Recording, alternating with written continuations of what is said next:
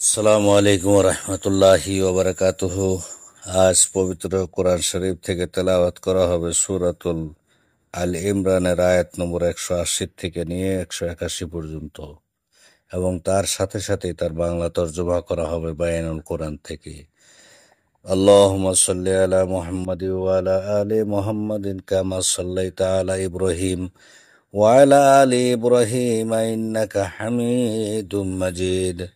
আল্লাহুম্মা বারিক আলা মুহাম্মাদি ওয়া আলা আলি মুহাম্মাদিন কামা বারাকতা আলা ইব্রাহিম ওয়া আলা আলি ইব্রাহিম ইন্নাকা হামিদুম মাজিদ। আউযু বিল্লাহি মিনাশ শাইতানির রাজীম। বিসমিল্লাহির রহমানির রহিম। ما كان الله ليذر المؤمنين على ما أنتم عليه حتى يميز الخبيث من الطيب وما كان الله ليطلعكم على الغيب ولكن الله يجتبي من رسله من يشاء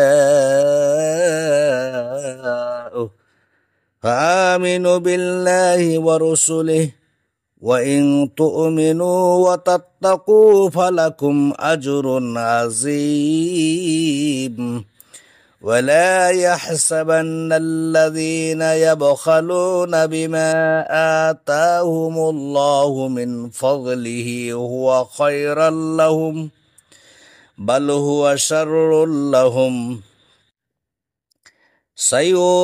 سيطوقون ما بخلوا به يوم القيامة ولله ميراث السماوات والأرض والله بما تعملون خبير।